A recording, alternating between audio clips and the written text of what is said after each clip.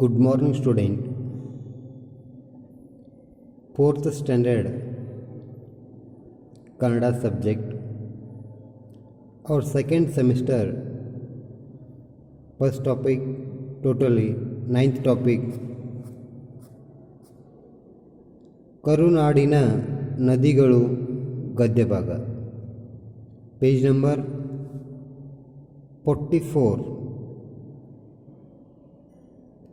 ನಾಲ್ಕನೇ ವರ್ಗದ ಕನ್ನಡ ವಿಷಯದ ನಮ್ಮ 2ನೇ ಸೆಮಿಸ್ಟರ್ನ ಮೊದಲ ಅಧ್ಯಯನ, ಒಟ್ಟು 9ನೇ ಅಧ್ಯಯನ, ಕರುನಾಡಿನ ನದಿಗಳು ಗದ್ಯ ಭಾಗ. ಪುಟ ಸಂಖ್ಯೆ 44. ಕರುನಾಡಿನ ನದಿಗಳು ಗದ್ಯ ಭಾಗ, ಪುಟ ಸಂಖ್ಯೆ 44. ಇಲ್ಲಿ ಕರುನಾಡು ಅಂತಂದ್ರೆ ನಮ್ಮ ಹೆಮ್ಮೆಯ ರಾಜ್ಯ ಕರ್ನಾಟಕ. ನಮ್ಮ ರಾಜ್ಯ ಕರ್ನಾಟಕ, ನಮ್ಮ ಹೆಮ್ಮೆಯ ರಾಜ್ಯ ಕರ್ನಾಟಕದಲ್ಲಿರ್ತಕ್ಕಂತಹ ನದಿಗಳ ಬಗ್ಗೆ ಇರುವ ಒಂದು ಅಧ್ಯಯನವೇ ಕರುನಾಡಿನ ನದಿಗಳು. ಕರ್ನಾಟಕಸ್ ರಿವರ್ಸ್. ನದಿಗಳು ಅಂದರೆ ರಿವರ್ಸ್. ನದಿಗೆ ಕನ್ನಡದಲ್ಲಿ ಹೊಳೆಯ ನದಿ ಅಂತ ಕರಿತೀವಿ ನಾವು, ರಿವರ್ಸ್. ಕರ್ನಾಟಕದಲ್ಲಿ ಅನೇಕ ದೊಡ್ಡ ಮತ್ತು ಚಿಕ್ಕ ನದಿಗಳು ಹರಿದಿದ್ದಾವೆ. ಯಾವ ರಾಜ್ಯದಲ್ಲಿ, ಯಾವ ದೇಶದಲ್ಲಿ, ಯಾವ ಪ್ರದೇಶದಲ್ಲಿ ಹೆಚ್ಚು ಸಂಪದ್ಭರಿತ ನದಿಗಳು ಇರ್ತಾವೆಲ್ಲ, ಆ ಒಂದು ರಾಜ್ಯ, ಆ ಒಂದು ಪ್ರದೇಶ ಹೆಚ್ಚು ಸಂಪದ್ಭರಿತ, ಸಮೃದ್ಧ, ಶ್ರೀಮಂತ ಮತ್ತು ಸುಖಕರವಾಗಿರ್ತದೆ. ಅಲ್ಲಿ ನೀರಿನ ಸೌಲಭ್ಯ, ಹೆಚ್ಚು ನೀರಿರುವುದರಿಂದ ಆ ಒಂದು ಪ್ರದೇಶ ಹೆಚ್ಚು ಸಂಪದ್ಭರಿತ, ಶ್ರೀಮಂತ ಮತ್ತು ಆ ಪ್ರದೇಶದ ಜನರು ಸುಖಕರವಾದಂಥ ಜೀವನ ನಡೆಸಲಿಕ್ಕೆ ಸಾಧ್ಯ ಆಗ್ತದೆ. ಆ ಕಾರಣ ನಾವು ಶ್ರೀಮಂತ, ಸಂಪದ್ಭರಿತ ಹಾಗೂ ಸುಖಮಯ ಜೀವನ ನಡೆಸಬೇಕಾದ್ರೆ ಅಲ್ಲಿ ನೀರಿರುವುದು ಮಹತ್ವ. ನೀರು ಅತಿ ಮುಖ್ಯವಾಗಿ ಬೇಕು. ನೀರು ಬೇಕಂದ್ರೆ ಅಲ್ಲಿ ಏನು ಬೇಕು? ನದಿಗಳು ಇರಬೇಕು, ರಿವರ್ಸ್ ಬೇಕು. ಅದಕ್ಕಾಗಿ ಯಾವ ರಾಜ್ಯದಲ್ಲಿ, ಯಾವ ದೇಶದಲ್ಲಿ, ಯಾವ ಪ್ರದೇಶದಲ್ಲಿ ಹೆಚ್ಚು ನದಿಗಳು ಹರಿಯುತ್ತವೆ, ಆ ಒಂದು ರಾಜ್ಯವನ್ನು ಶ್ರೀಮಂತ, ಸಂಪದ್ಭರಿತ ರಾಜ್ಯ ಅಂತ ತಿಳ್ಕೊಂಡು ನಾವಿಲ್ಲಿ ಪರಿಗಣಿಸ್ಬೋದು. ಆ ನಿಟ್ಟಿನಲ್ಲಿ ನಮ್ಮ ಕರ್ನಾಟಕದಲ್ಲಿರ್ತಕ್ಕಂತಹ ನದಿಗಳನ್ನು ನಾವು ಗಮನಿಸಿದರೆ, ಕರ್ನಾಟಕದಲ್ಲಿ ಕೂಡ ಅನೇಕ ದೊಡ್ಡ ಚಿಕ್ಕ ನದಿಗಳು ಇದಾವೆ, ಬಹಳಷ್ಟು ನದಿಗಳು ಇದಾವೆ ಇರೋದರಿಂದ ಹೀಗಾಗಿ ಕರ್ನಾಟಕ ಕೂಡ ಅತ್ಯಂತ ಸಂಪದ್ಭರಿತ, ಸಮೃದ್ಧ, ಶ್ರೀಮಂತ ರಾಜ್ಯವಾಗಿದೆ ನಮ್ಮ ದೇಶದಲ್ಲಿ. ಇವತ್ತಿಗೆ ನಮ್ಮ ದೇಶದಲ್ಲಿ ಶ್ರೀಮಂತ ರಾಜ್ಯಗಳನ್ನು ಗಣನೆಗೆ ತೆಗೆದುಕೊಂಡಾಗ ಕರ್ನಾಟಕ ಬರ್ತಕ್ಕಂಥದ್ದು 29 ರಾಜ್ಯಗಳಲ್ಲಿ ಕರ್ನಾಟಕದ ಸ್ಥಾನ 3rd ಸ್ಟೇಜ್, 3 ನಂಬರ್ಗಿದೆ ನಮ್ಮ ಕರ್ನಾಟಕ. ನಮ್ಮ ದೇಶದಲ್ಲಿ ಶ್ರೀಮಂತ ರಾಜ್ಯಗಳಲ್ಲಿ ಕರ್ನಾಟಕ 3 ನಂಬರ್ಗೆ ಐತಿ. First Maharashtra, second Tamil Nadu, 3rd Karnataka. ಇಷ್ಟು ನಮ್ಮ ಕರ್ನಾಟಕ ಶ್ರೀಮಂತ ಇರಲಿಕ್ಕೆ ಕಾರಣ ಏನಂತಂದರೆ ನಮ್ಮಲ್ಲಿರ್ತಕ್ಕಂತಹ ಈ ಒಂದು ಸಂಪದ್ಭರಿತ ನದಿಗಳು ಕೂಡ ಹೌದು. ಅದಕ್ಕಾಗಿ ಈ ಕರ್ನಾಟಕದಲ್ಲಿರುವ ಈ ಸಂಪದ್ಭರಿತ ನದಿಗಳ ಬಗ್ಗೆ ತಿಳ್ಕೊಳ್ಳೋಣ. ಇದನ್ನು ತಿಳಿಲಿಕ್ಕೆ ನಿಮ್ಗೆ ಈ ಒಂದು ಕರುನಾಡಿನ ನದಿಗಳು ಗದ್ಯ ಭಾಗವನ್ನು ಇಟ್ಟಿದ್ದರು. ಇದನ್ನು, ಈ ಗದ್ಯ ಭಾಗವನ್ನು ತಿಳ್ಕೋಕ್ಕಿಂತ ಮುಂಚಿತವಾಗಿ ಈ ಗದ್ಯ ಭಾಗಕ್ಕೆ ಸಂಬಂಧಿಸಿದಂತಹ ಪದಗಳ ಅರ್ಥವನ್ನು ಮೊದಲು ತಿಳ್ಕೋಬೇಕು. Words meaning, read and learn. Okay, so ನಾವು ಕಮ್ ಟು ಪೇಜ್ ನಂಬರ್ 46. ಸಿಯರ್ ಪೇಜ್ ನಂಬರ್ 46 ಇಲ್ಲಿ ನೋಡ್ರಿ. ಈ ಗದ್ಯ ಭಾಗಕ್ಕೆ ಸಂಬಂಧಿಸಿದಂತಹ ಪದಗಳ ಅರ್ಥ ಓದಿ ತಿಳಿ. Word meanings, read and learn. ನೋಡೋಣ. ಫಸ್ಟ್ ಒನ್, ದಕ್ಷಿಣ ಮೀನ್ಸ್ ದಕ್ಷಿಣ ದಿಕ್ಕು. South, south east west, north, south, east, west ದಿಕ್ಕುಗಳು. ಉತ್ತರ, ಪೂರ್ವ, ಪಶ್ಚಿಮ, ದಕ್ಷಿಣ. ಹಂಗಿಲ್ಲಿ ದಕ್ಷಿಣ ದಿಕ್ಕು, ಸೌತ್. ಸೆಕೆಂಡ್ ಒನ್, ಸೊಬಗು, ಸೌಂದರ್ಯ, ಬ್ಯೂಟಿ. ಉಗಮ ಹುಟ್ಟುವುದು ಒರಿಜಿನ್, ನದಿಯ ಹುಟ್ಟು ಉಗಮ ಅಂತ ಕರಿತೀರ, ಅದು ಒರಿಜಿನ್. ನೆಕ್ಸ್ಟ್ ಫೋರ್ತ್ ಒನ್ ಪ್ರಮುಖ, ಮುಖ್ಯವಾದ, ಇಂಪಾರ್ಟೆಂಟ್, ಮುಖ್ಯವಾದ, ಪ್ರಮುಖ, ಇಂಪಾರ್ಟೆಂಟ್. ಫಿಫ್ತ್ ಒನ್ ಉಪನದಿ, ಮುಖ್ಯ ನದಿಯಿಂದ ಬೇರ್ಪಟ್ಟ ಇನ್ನೊಂದು ನದಿ, ಉಪನದಿ. ಟ್ರಿಬ್ಯೂಟರಿ ಅಂತ ಕರೀತಾರೆ ಇಂಗ್ಲೀಷ್ನಲ್ಲಿ. ಟ್ರಿಬ್ಯೂಟರಿ ಅಂದ್ರೆ ಒಂದು ನದಿ ಈ ರೀತಿ ಹರಿತಿರ್ತದ, ಆ ನದಿಗೆ ಬೇರೆ ಕಡೆಯಿಂದ ಮತ್ತೊಂದು ನದಿ ಬಂದು ಸೇರ್ತಂತಂದ್ರೆ ಇದು ಮುಖ್ಯ ನದಿ, ಇದು ಉಪನದಿ. ಟ್ರಿಬ್ಯೂಟರಿ ಬೇರೆ ನದಿ ಬಂದು ಸೇರ್ತಂದ್ರೆ ಅದು ಉಪನದಿ, ಅದು ಟ್ರಿಬ್ಯೂಟರಿ. ನೆಕ್ಸ್ಟ್ ಸಿಕ್ಸ್ತ್ ಒನ್ ದ್ವೀಪಕಲ್ಪ, ಮೂರು ಭಾಗದಲ್ಲಿ ನೀರು, ಒಂದು ಭಾಗದಲ್ಲಿ ಭೂಮಿ, ಭಾಗಶಃ ದ್ವೀಪಕಲ್ಪವಿದ್ದಂತೆ. ಪೆನಿಸುಲರ್ ಅಂತ ಕರಿತೀವಿ ಅದಕ್ಕೆ. ಅಂದ್ರೇನ ಮೂರು ಕಡೆಗೆ ನೀರ, ಒಂದು ಕಡೆ ಭೂಮಿ ಇತ್ತಂದ್ರೆ ಅದನ್ನು ದ್ವೀಪಕಲ್ಪ ಅಂತ ಕರಿತೀವಿ. ನಮ್ಮ ಭಾರತದ ನಕ್ಷೆನ ನೋಡಿದಾಗ ಅವರ ಇಂಡಿಯನ್ ಮ್ಯಾಪ್ ಸೌತ್ ಸೈಡ್ ದಕ್ಷಿಣ ಭಾರತ ನೋಡಿದಾಗ ಅದು ದ್ವೀಪಕಲ್ಪದಂತೆ ಕಾಣಿಸ್ತದೆ, ಪೆನಿಸುಲರ್ ಅಂತೀವಿ. ನೋಡ್ರಿ ಈ ತೆರನಾಗಿದೆ, ಹೌದು ನಮ್ಮ ದಕ್ಷಿಣ ಭಾರತವನ್ನು ನೋಡ್ರಿ.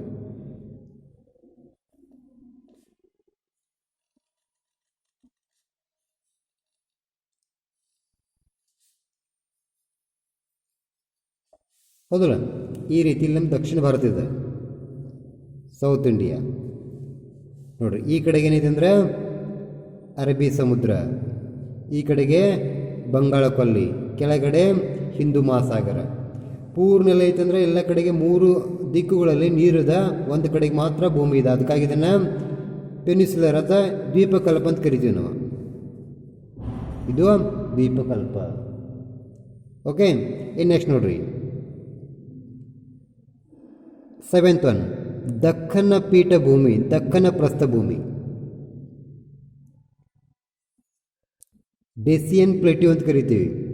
ಡೆಸಿಯನ್ ಪ್ಲೇಟ್ಯೂ ಅಂದ್ರೆ ದಕ್ಕನ ಪ್ರಸ್ಥಭೂಮಿ ಅಂದ್ರೆ ಇದು ದಕ್ಷಿಣದಲ್ಲಿರ್ತಕ್ಕಂತಹ ಸಮತಟ್ಟಾದ ಪ್ರದೇಶ ಇಲ್ಲಿ ಬರ್ತದೆ. ಇದನ್ನು ಡೆಸಿಯನ್ ಪ್ಲೇಟ್ಯೂ ಅಂತ ಕರಿತೀವಿ. ಇನ್ನು ಏಟ್ ಒನ್ ಉದ್ಭವಿಸು, ಹುಟ್ಟು, ಬರ್ತ್ ಪ್ಲೇಸ್ ಆಫ್ ರಿವರ್, ನದಿಯಲ್ಲಿ ಹುಟ್ಟದಲ್ಲ ಅದ ಉದ್ಭವಿಸು ಅಂತ ಕರಿತೀವಿ, ಬರ್ತ್ ಪ್ಲೇಸ್ ಆಫ್ ರಿವರ್. ಇಷ್ಟಿರ್ತಕ್ಕಂತಹ ಪದಗಳ ಅರ್ಥ, word meaning, read and learn. ಇನ್ನು ಈ ಗದ್ಯ ಭಾಗವನ್ನು ನೋಡೋಣ. ಸಿಯರ್, ಭಾರತದ ದಕ್ಷಿಣದಲ್ಲಿರುವ ನಮ್ಮ ಕರ್ನಾಟಕ ಅತ್ಯಂತ ಸೊಬಗಿನಿಂದ ಕೂಡಿದ ರಾಜ್ಯ. ಸೊಬಗಿನಲ್ಲಿ ಜಲದ ಸೊಬಗು ಹಾಗೂ ಸಂಪತ್ತು ಕೂಡ ಇರುತ್ತದೆ. ಜಲ ಎಂದಾಗ ನಾವು ತಿಳಿಯಬೇಕಾದ ವಿಷಯ ಇನ್ನೊಂದು ಇದೆ. ಕರುನಾಡಿನಲ್ಲಿ ಹಲವಾರು ನದಿಗಳು ಹರಿಯುತ್ತವೆ. ಹಲವು ನದಿಗಳು ಇಲ್ಲಿಯೇ ಉಗಮಗೊಂಡು ಮುಂದೆ ಹಲವಾರು ಉಪನದಿ, ಜಲಪಾತ, ಹಳ್ಳಕೊಳ್ಳಗಳನ್ನು ನಿರ್ಮಿಸಿ ಕೊನೆಗೆ ಸಮುದ್ರವನ್ನು ಸೇರುತ್ತವೆ. ನಮ್ಮ ಭಾರತದ ದ್ವೀಪಕಲ್ಪ, ಪೆನಿಸುಲರ್ ಅಂದರೆ ಮೂರು ಕಡೆ ನೀರು ಮತ್ತು ಒಂದು ಕಡೆ ಮಾತ್ರ ಭೂಮಿಯಿಂದ ಕೂಡಿದೆ. ಹಲವು ನದಿಗಳು ನೆರೆಯ ರಾಜ್ಯಗಳಲ್ಲಿ ಉಗಮ ಹೊಂದಿ ನಮ್ಮ ರಾಜ್ಯದಲ್ಲಿ ಹರಿದು ಹೋಗಿವೆ. ಇಷ್ಟೊಂದು ನದಿಗಳಲ್ಲಿ ನಾವು ಪ್ರಮುಖ ನದಿಗಳ ಬಗ್ಗೆ ತಿಳಿಯೋಣ. ನಮ್ಮ ಕರ್ನಾಟಕದ ಪ್ರಮುಖ ನದಿ ಮತ್ತು ದೊಡ್ಡ ನದಿ ಕಾವೇರಿ. ತಲಕಾವೇರಿಯಲ್ಲಿ ಉದ್ಭವಿಸಿ ಮುಂದೆ 65 ಕಿಲೋಮೀಟರ್ಗಳವರೆಗೆ ಹರಿದು ಹೋಗಿದೆ. ಕಾವೇರಿಯನ್ನು ದಕ್ಷಿಣದ ಗಂಗೆ ಎಂದು ಕರೆಯುತ್ತಾರೆ. ಇಲ್ಲಿಗೆ ಹತ್ತಿರದ ಪ್ರವಾಸಿ ಸ್ಥಳಗಳು ಮಡಿಕೇರಿ ಮತ್ತು ಕೋರ್ಗ. ಇಲ್ಲಿನ ಪ್ರಕೃತಿ ಸೌಂದರ್ಯವನ್ನು ಸವಿಯಲು ಜನರು ದೂರ ದೂರದಿಂದ ಬರುತ್ತಾರೆ. ಕಾವೇರಿ ನದಿಯು ನಮ್ಮ ರಾಜ್ಯದ ಜೀವನದಿ. ಕಾವೇರಿಯ ಉಪನದಿಗಳು ಹಾರಂಗಿ, ಹೇಮಾವತಿ, ಲಕ್ಷ್ಮಣತೀರ್ಥ, ಕಬಿನಿ, ಶಿಂಷಾ, ಅರ್ಕಾವತಿ, ಹೊನ್ನೊಳ್ಳಿ, ಸುವರ್ಣಾವತಿ ಹಾಗೂ ಲೋಕಪಾವನಿ. ಇಲ್ಲಿ ನೋಡ್ರಿ, ನಮ್ಮ ದೇಶದ ದಕ್ಷಿಣ ಭಾಗದಲ್ಲಿರ್ತಕ್ಕಂತಹ ನಮ್ಮ ಕರ್ನಾಟಕ ರಾಜ್ಯ ಅತ್ಯಂತ ಸೊಬಗಿನಿಂದ ಶ್ರೀಮಂತ ಸಂಪತ್ತಿನಿಂದ ಕೂಡ್ತಕ್ಕಂಥದ್ದು. ಅದರಲ್ಲಿ ಜಲಸಂಪತ್ತು ಅನ್ನೋದು ಮಹತ್ವ. ಕರ್ನಾಟಕದಲ್ಲಿ ಜಲಸಂಪತ್ತನ್ನು ಗಮನಿಸಿದಾಗ ನಮ್ಮ ದೃಷ್ಟಿ ಮೊದಲು ಬರುವುದು ಇಲ್ಲಿರ್ತಕ್ಕಂಥ ಮುಖ್ಯ ನದಿಗಳ ಕಡೆಗೆ. ಇಲ್ಲಿ ಅನೇಕ ನದಿಗಳು ನಮ್ಮ ರಾಜ್ಯದಲ್ಲಿ ಹುಟ್ಕೊಂಡು ಹರಿದುಕೊಂಡು ಹೋಗಿ ಬೇರೆ ರಾಜ್ಯದ ಮೂಲಕ ಹಾಯ್ದು ಸಮುದ್ರವನ್ನು ಸೇರುತ್ತವೆ. ಇನ್ನು ಕೆಲವೊಂದಿಷ್ಟು ನದಿಗಳು ಬೇರೆ ರಾಜ್ಯದಲ್ಲಿ ಹುಟ್ಟುಕೊಂಡು ನಮ್ಮ ರಾಜ್ಯದಲ್ಲಿ ಹರಿದು ಮುಂದೆ ಹೋಗಿ ಸಮುದ್ರವನ್ನು ಸೇರುತ್ತವೆ. ನಮ್ಮ ದೇಶ ದ್ವೀಪಕಲ್ಪ ಇದ್ದಂತೆ. ಈಗ ಹೇಳಿದ ನಿಮ್ಗೆ ನಮ್ದು ದಕ್ಷಿಣ ಭಾರತ ಏನಿದೆ ದ್ವೀಪಕಲ್ಪ ಐತಿದ, ಪೆನಿಸ್ಯುಯಲ್. ಯಾಕಂತಂದ್ರೆ ಇಲ್ಲಿ 3 ಕಡೆಗೆ ನಮ್ಮ ದೇಶದ 3 ಭಾಗಗಳಲ್ಲಿ ಸಮುದ್ರದ ಮಧ್ಯದಲ್ಲಿ ನಮ್ದು ದಕ್ಷಿಣ ಭಾರತ ಇದೆ. ಒಂದು ಕಡೆಗೆ ಅರೇಬಿಯನ್ ಸಿ, ಅರಬ್ಬಿ ಸಮುದ್ರ, ಇನ್ನೊಂದು ಕಡೆಗೆ ಬಂಗಾಳ ಕೊಲ್ಲಿ, ಬೇ ಆಫ್ ಬೆಂಗಾಲ್, ಇನ್ನು ಸೌತ್ ದಕ್ಷಿಣಕ್ಕೆ ಹಿಂದೂ ಮಹಾಸಾಗರ, ಹಿಂದೂ ಓಷಿಯನ್, ಇಂಡಿಯನ್ ಓಷನ್ ಅಂತ ಕರಿತೀವಿ ಅದಕ್ಕೆ, ಇಂಡಿಯನ್ ಓಷನ್. ಹೀಗೆ 3 ಕಡೆಗೆ ನೀರಿನಿಂದ ಕೂಡಿ ಮಧ್ಯದಲ್ಲಿ ಮಾತ್ರ ನಮ್ಮ ಭೂಮಿ ಇರೋದನ್ನು ದ್ವೀಪಕಲ್ಪ ಅಂತ ಕರಿತೀವಿ. ಇಂಥ ದ್ವೀಪಕಲ್ಪದಲ್ಲಿ ಬರ್ತಕ್ಕಂಥ ನಮ್ಮ ಕರ್ನಾಟಕ ರಾಜ್ಯದಲ್ಲಿ ಅನೇಕ ನದಿಗಳು ಹುಟ್ಟುತ್ತವೆ. ಅವು ಜಲಪಾತಗಳನ್ನು, ಉಪನದಿಗಳನ್ನು, ಹಳ್ಳ ಕೊಳ್ಳಗಳನ್ನು ನಿರ್ಮಿಸಿ ಇಲ್ಲಿ ಸಮುದ್ರ ಸೇರ್ತವೆ. ಜಲಪಾತ ಅಂತಂದ್ರೆ ನೀರು ಎತ್ತರದಿಂದ ಕೆಳಗೆ ಧುಮುಕುವುದನ್ನು, ಕೆಳಗೆ ಬೀಳುವುದನ್ನು ಇಲ್ಲಿ ಜಲಪಾತಗಳು ಅಂತ ಕರಿತೀವಿ. ನಮ್ಮ ಕರ್ನಾಟಕದಲ್ಲಿ ಅನೇಕ ಜಲಪಾತಗಳಿದಾವೆ. ಅದರಲ್ಲಿ ಮುಖ್ಯವಾಗಿ ಜೋಗು ಜಲಪಾತ, ಹಾರಂಗಿ ಜಲಪಾತ, ಆನಂತರ ಮಾಗೋಡು ಜಲಪಾತ, ಗೋಕಾಕ್ ಜಲಪಾತ. ಹೀಗೆ ಈ ನದಿಗಳು ಜಲಪಾತಗಳನ್ನು ನಿರ್ಮಿಸಿ ಮುಂದೆ ಹರಿದು ಹೋಗಿ ಸಮುದ್ರ ಸೇರುತ್ತವೆ. ಈ ನದಿಗಳಿಂದ ನಮ್ಮ ರಾಜ್ಯಕ್ಕೆ ಸಾಕಷ್ಟು ಉಪಯುಕ್ತ ಆಗಿದ್ದನ್ನು ನಾವಿಲ್ಲಿ ಗಮನಿಸ್ಬೋದು. ಇನ್ನು ನೋಡ್ರಿ, ನಮ್ಮ ಕರ್ನಾಟಕದ ಮುಖ್ಯ ನದಿಗಳ ಬಗ್ಗೆ ನಾವು ನೋಡೋಣ. ಅದರ ಮುಖ್ಯವಾಗಿ ಕರ್ನಾಟಕದ ಅತ್ಯಂತ ಮುಖ್ಯ ನದಿ ಅಂತಂದ್ರೆ ಕಾವೇರಿ ನದಿ. ಕರ್ನಾಟಕದ ಅತಿ ದೊಡ್ಡ ಮತ್ತು ಮುಖ್ಯ ನದಿ ಕಾವೇರಿ ನದಿ. ಈ ಕಾವೇರಿ ನದಿ ಕೊಡಗು ಜಿಲ್ಲೆಯ ತಲಕಾಡಿನಲ್ಲಿ ಹುಟ್ಟುತ್ತದೆ. ಇದು ಕೊಡಗು ಜಿಲ್ಲೆ ತಲಕಾಡಿಯಲ್ಲಿ ಉದ್ಭವಿಸಿ ಮುಂದೆ 65 ಕಿಲೋಮೀಟರ್ವರೆಗೆ ಹರಿಯುತ್ತದೆ. ಕರ್ನಾಟಕದಲ್ಲಿ ಹುಟ್ಟಿ ಕರ್ನಾಟಕದಲ್ಲಿ 65 ಕಿಲೋಮೀಟರ್ವರೆಗೆ ಹರಿಯುತ್ತದೆ. ಆನಂತರ ಇದು ಮುಂದೆ ತಮಿಳುನಾಡು ರಾಜ್ಯವನ್ನು ಸೇರ್ತದೆ. ಅಲ್ಲಿಂದ ಅದು ಬಂಗಾಳ ಕೊಲ್ಲಿ ಸಮುದ್ರವನ್ನು ಸೇರ್ತಕ್ಕಂಥ ನಾವಿಲ್ಲಿ ನೋಡ್ತೀವಿ. ಇನ್ನು ಈ ಕಾವೇರಿ ನದಿಯನ್ನು ದಕ್ಷಿಣದ ಗಂಗೆ ಅಂತ ಕೂಡ ಕರೀತಾರೆ. ಗಂಗೆ ಅಂದರೆ ಇಡೀ ನಮ್ಮ ದೇಶದಲ್ಲಿ ಅತ್ಯಂತ ದೊಡ್ಡ ನದಿಗಳಲ್ಲಿ ಒಂದು ನದಿ ಗಂಗಾ ನದಿ. ಅದು ಹಿಮಾಲಯದಲ್ಲಿ ಹುಟ್ಕೊಂಡು ಉತ್ತರ ಪ್ರದೇಶ, ಪಂಜಾಬ್ ರಾಜ್ಯಗಳು ಹರಿದುಕೊಂಡು ಅದು ಮುಂದೆ ಬಂಗಾಳ ಕೊಲ್ಲಿ ಸಮುದ್ರ ಸೇರ್ತಕ್ಕಂಥ ದೊಡ್ಡ ನದಿ ಗಂಗಾ ನದಿ. ಯಾವ ರೀತಿಯಾಗಿ ನಮ್ಮ ದೇಶಕ್ಕೆ ಗಂಗಾ ನದಿ ದೊಡ್ಡದೈತಲ್ಲ, ಹಂಗೆ ದಕ್ಷಿಣ ಭಾಗದಲ್ಲಿ, ನಮ್ಮ ದೇಶದ ದಕ್ಷಿಣ ಭಾಗದಲ್ಲಿ ಅತಿ ದೊಡ್ಡ ನದಿ ಅಂತಂದ್ರೆ ಕಾವೇರಿ ನದಿಗಾಗಿ ಇದನ್ನು ದಕ್ಷಿಣದ ಗಂಗೆ ಅಂತ ತಿಳ್ಕೊಂಡು ನಾವು ಕರಿತೀವಿ. ಈ ಒಂದು ಕಾವೇರಿ ನದಿಯ ಸಮೀಪದಲ್ಲಿ ಅನೇಕ ಪ್ರವಾಸಿ ಸ್ಥಳಗಳಿದಾವೆ. ಮಡಿಕೇರಿ ಆಗಿರ್ಬೋದು, ಮಡಿಕೇರಿಯಲ್ಲಿ ಅತ್ಯಂತ ಸುಂದರವಾಗಿರ್ತಕ್ಕಂತಹ ಪಕ್ಷಿಧಾಮಗಳಾಗಿರ್ಬೋದು, ನಿಸರ್ಗದ ಸೌಂದರ್ಯವನ್ನು ನೋಡಲಿಕ್ಕೆ ನಮ್ಗೆ ಸಿಗ್ತದೆ. ಮತ್ತು ಕೂರ್ಗ್ ಅಂತಕ್ಕಂಥ ಪ್ರದೇಶ, ಇಲ್ಲಿ ಅನೇಕ ಸುಂದರವಾದಂಥ ಪ್ರಕೃತಿ ಸೌಂದರ್ಯ ನೋಡಲಿಕ್ಕೆ ನಮ್ಗೆ ದೊರೀತದೆ. ಅದೇ ರೀತಿಯಾಗಿ ಈ ಒಂದು ಪ್ರವಾಸಿ ಸ್ಥಳಗಳಿಗೆ ದೂರ ದೂರದಿಂದ ಬೇರೆ ಬೇರೆ ದೇಶ ವಿದೇಶಗಳಿಂದ ಜನರು ಇಲ್ಲಿರ್ತಕ್ಕಂಥ ಒಂದು ಪ್ರವಾಸಿ ಸ್ಥಳಗಳನ್ನು ನೋಡಲಿಕ್ಕೆ ಬರುತ್ತಾರೆ. ಇನ್ನು ನೋಡ್ರಿ, ಕಾವೇರಿ ನದಿಯು ನಮ್ಮ ರಾಜ್ಯದ ಜೀವ ನದಿ ಅಂತ ಕರೀತಾರೆ. ಇನ್ನು ಈ ಕಾವೇರಿ ನದಿಯ ಉಪನದಿಗಳು ಅಂದರೆ ಇದಕ್ಕೆ ಬಂದು ಸೇರ್ತಕ್ಕಂಥ ಇತರ ಉಪನದಿಗಳು ಅವ್ಯಾವ ಅಂತಂದರೆ ಇಲ್ಲಿ ಹಾರಂಗಿ, ಹೇಮಾವತಿ, ಲಕ್ಷ್ಮಣ ತೀರ್ಥ, ಕಬಿನಿ, ಶಿಂಷಾ, ಅರಕಾವತಿ, ಹೊನ್ನಾವಳಿ, ಹಾಗೂ ಇಲ್ಲಿ ಸುವರ್ಣವತಿ ಹಾಗೂ ಲೋಕಪಾವನಿ ಇವು ಇಲ್ಲಿ ಕಾವೇರಿ ನದಿಯ ಉಪನದಿಗಳು. ಇವು ಅನೇಕ ಸಣ್ಣ ಸಣ್ಣ ನದಿಗಳು ಬಂದು ಕಾವೇರಿ ನದಿ ಸೇರಿಕೊಂಡು ಕಾವೇರಿ ನದಿ ದೊಡ್ಡ ನದಿಯಾಗಿ ಹರಿದು ಮುಂದೆ ತಮಿಳುನಾಡು ರಾಜ್ಯವನ್ನು ಸೇರ್ತದೆ. ಇದು ಕರ್ನಾಟಕದ ಪ್ರಮುಖ ನದಿಗಳಲ್ಲಿ ಒಂದು ಕಾವೇರಿ ನದಿ.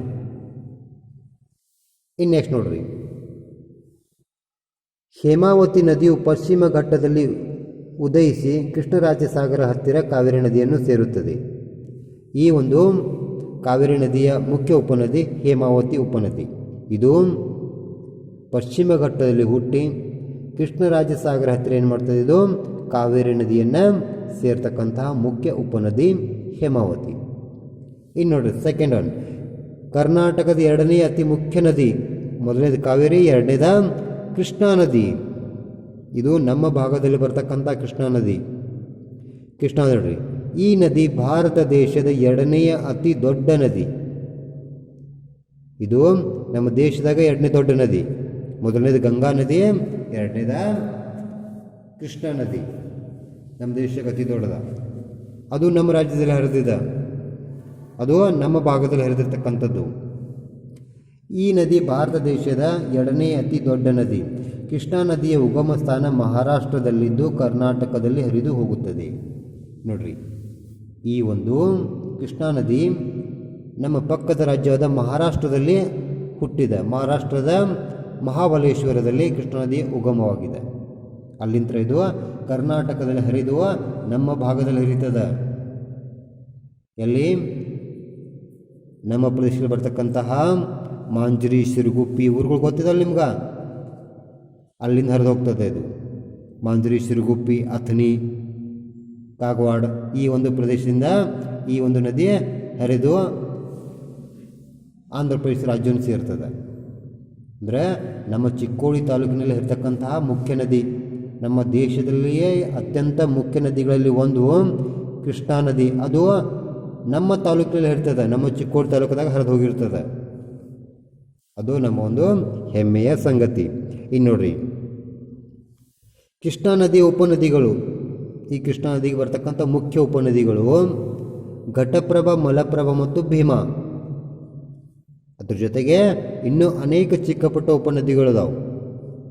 ಅದರಲ್ಲಿ ನಮ್ಮ ಸಮೀಪಕ್ಕಿರ್ತಕ್ಕಂತಹ ದೂದ್ಗಂಗಾ ಮತ್ತು ವೇದಗಂಗಾ ನದಿಗಳು ನಮ್ಮ ಸಮೀಪದಲ್ಲಿ ಬರ್ತಕ್ಕಂತಹ ಇವತ್ತಿಗೆ ಇಲ್ಲಿ ಬೇಡಿಕೆಹಾಳ್, ಶಮನೇವಾಡಿ, ಸದಲಗ, ಯಮಗರ್ನಿ ಇಲ್ಲೆಲ್ಲ ಹರಿದು ಹೋಗಿದ್ಲ ನದಿ ಇಲ್ಲದ, ಅದು ದೂದ್ಗಂಗಾ ನದಿ. ಆ ದೂದ್ಗಂಗಾ ಮತ್ತು ಅಲ್ಲಿ ದೂದ್ಗಂಗಾ, ವೇದಗಂಗಾ ಎರಡು ನದಿಗಳು ಹರಿದೋಗಿದ್ದವು. ಆ ಎರಡೂ ನದಿಗಳು ಕೃಷ್ಣಾ ನದಿಯ ಉಪನದಿಗಳು. ಇವು ಮುಂದೆ ಹೋಗಲಿ ಸಂಗಮ ಕ್ಷೇತ್ರವಾದಂತಹ ನರಸಿಂಹನವಾಡಿ ಅಲ್ಲಿ ಹೋಗಿ ಏನು ಮಾಡ್ತಾವು, ಈ ನದಿಗಳು ಕೃಷ್ಣಾ ನದಿಯನ್ನು ಸೇರ್ತವು. ಈ ನಮ್ಮ ಸಮೀಪದಲ್ಲಿ ಬರ್ತಕ್ಕಂಥ ವೇದಗಂಗಾ, ದೂದ್ಗಂಗಾ ನದಿಗಳು ನಮ್ಮ ನದಿಗಳು. ಇವು ನಮ್ಮ ದೇಶದಲ್ಲಿ ಅತ್ಯಂತ ಮುಖ್ಯ ನದಿಗಳು ಒಂದಾದ ಕೃಷ್ಣಾ ನದಿಯನ್ನು ಸೇರಿ ಹಿಡ್ತಕ್ಕಂಥ ಉಪನದಿಗಳು. ಇನ್ನು ನೋಡ್ರಿ, ಇನ್ನು ತುಂಗಾ ಹಾಗೂ ಭದ್ರಾ ನದಿಗಳು ಶಿವಮೊಗ್ಗ ಜಿಲ್ಲೆಯ ಕೊಡಲಿ ಗ್ರಾಮದಲ್ಲಿ ಸೇರಿ ತುಂಗಭದ್ರಾ ನದಿಯಾಗಿ ಹರಿಯುತ್ತವೆ. ಇಷ್ಟೆಲ್ಲ ನೋಡ್ರಿ, ಇಲ್ಲಿ ತುಂಗಾ ಮತ್ತು ಭದ್ರಾ ಅಂತಕ್ಕಂಥ ನದಿಗಳು ಶಿವಮೊಗ್ಗ ಜಿಲ್ಲೆಯ ಕೊಡಲಿ ಅಂತಕ್ಕಂಥ ಗ್ರಾಮದಲ್ಲಿ ಸೇರಿ ಒಂದಾಗಿ ಹರಿತಾವೆ. ಅದಕ್ಕಾಗಿ ಈ ನದಿಯನ್ನು ತುಂಗಭದ್ರಾ ನದಿ ಅಂತ ಕರೀತಾರೆ. ಇನ್ನು ನೋಡಿ, ದಕ್ಷಿಣ ಪೀಠಭೂಮಿ ಮೂಲಕ ಹರಿದು ಆಂಧ್ರದಲ್ಲಿ ಕೃಷ್ಣಾ ನದಿ ಸೇರುತ್ತದೆ. ಕೊನೆಗೆ ಬಂಗಾಳಕೊಲ್ಲಿ, ಬೇ ಆಫ್ ಬಂಗಾಲ್ ಅಲ್ಲಿ ಸಾಗರವನ್ನು ಸೇರುತ್ತದೆ. ನೋಡಿರಿ, ಇದು ನಮ್ಮ ದೇಶದಲ್ಲಿ ದಕ್ಷಿಣಾಭಿಮುಖ ಹರಿದು ಮುಂದೆ ಏನು ಮಾಡ್ತಾ ಇದು ಆಂಧ್ರ ಪ್ರದೇಶದಲ್ಲಿ ಹೋಗಿ ಅಲ್ಲಿಂದ ಇದು ಬಂಗಾಳಕೊಲ್ಲಿ ಸಾಗರವನ್ನು ಸೇರ್ತದೆ, ಬೇ ಆಫ್ ಬಂಗಾಳದಲ್ಲಿ ಸೇರ್ತದೆ. ಇದು ಕೃಷ್ಣಾ ನದಿ. ಇನ್ನು ನೆಕ್ಸ್ಟ್ ಮಲಪ್ರಭಾ ಪಶ್ಚಿಮ ಘಟ್ಟದಲ್ಲಿ ಹುಟ್ಟಿ ಬೆಳಗಾವಿ ಜಿಲ್ಲೆಯಲ್ಲಿ ಹರಿದು ಕೂಡಲ ಸಂಗಮದಲ್ಲಿ ಕೃಷ್ಣಾ ನದಿ ಸೇರುತ್ತದೆ. ನಮ್ಮ ಜಿಲ್ಲೆಯಲ್ಲಿ ಬರ್ತಕ್ಕಂಥ ಮುಖ್ಯ ನದಿ ಮಲಪ್ರಭಾ ನದಿ. ಈ ಮಲಪ್ರಭಾ ನದಿ ಸೌದತ್ತಿಯಲ್ಲಿ ನೋಡಿದರೆ ಮಲಪ್ರಭಾ ನದಿ, ಅದಕ್ಕೆ ಡ್ಯಾಮ್ ಕಡೆ ಸೌದತ್ತಿಯಲ್ಲಿ ನವಿಲು ತೀರ್ಥ ಡ್ಯಾಮ. ಆ ಮಲಪ್ರಭಾ ನದಿ ಏನು ಮಾಡ್ತದೆ, ನಮ್ಮ ಜಿಲ್ಲೆಯಲ್ಲಿ ಹುಟ್ಟಿ ಹರಿದು ಕೂಡಲ ಸಂಗಮದಲ್ಲಿ ಈ ಕೃಷ್ಣಾ ನದಿಯನ್ನು ಸೇರ್ತದೆ. ಇನ್ನು ನೆಕ್ಸ್ಟ್ ಭೀಮಾ ನದಿ. ಭೀಮಾಂಕಪುರದಲ್ಲಿ ಹುಟ್ಟಿ ಕರ್ನಾಟಕ ಮತ್ತು ಮಹಾರಾಷ್ಟ್ರಗಳಲ್ಲಿ ಹರಿದು ರಾಯಚೂರಿನ ಹತ್ತಿರ ಕೃಷ್ಣಾ ನದಿಯನ್ನು ಸೇರುತ್ತದೆ. ಇಲ್ಲಿ ಭೀಮಾ ನದಿ ಇದು ಕರ್ನಾಟಕ ಮಹಾರಾಷ್ಟ್ರದಲ್ಲಿ ಹರಿದು ರಾಯಚೂರಿನ ಸಮೀಪದಲ್ಲಿ ಏನು ಮಾಡ್ತದೆ, ಇದು ಕೃಷ್ಣಾ ನದಿಯನ್ನು ಸೇರ್ತದೆ. ಇಷ್ಟು ಇರ್ತಕ್ಕಂಥದ್ದೇನು ನೆಕ್ಸ್ಟ್ ನಾವು ನೆಕ್ಸ್ಟ್ ಹಿಡಿದಾಗ ನೋಡೋಣ. ಈ ನಿಮ್ಮದು ಹೋಮ್ವರ್ಕ್ ಏನಂತಂದ್ರೆ, ನೀವು ನಿಮ್ಮ ಟೆಕ್ಸ್ಟ್ ಬುಕ್ನ ಪೇಜ್ ನಂಬರ್ 44 ಅನ್ನು ಒಂದು ಸಲ ನಿಮ್ಮ ಕನ್ನಡ ನೋಟ್ಬುಕ್ ಬರೆತೆಗಿರಿ. Write textbook page number 44 one time in Kannada notebook. Here this is today's your homework. Write textbook page number 44 one time in Kannada notebook. ನೀವು ನಿಮ್ಮ ಟೆಕ್ಸ್ಟ್ ಬುಕ್ನ ಪುಟ ಸಂಖ್ಯೆ 44 ನಿಮ್ಮ ಕನ್ನಡ ನೋಟ್ಬುಕ್ದಾಗ ಒಂದು ಸಲ ದುಂಡಂಗೆ ಬರುತ್ತೀರಿ. ಇದು ಇವತ್ತು ನಿಮ್ಮದು ಹೋಮ್ವರ್ಕ. ಅಷ್ಟು ಬರೀತೀರಿ? Okay, thank you.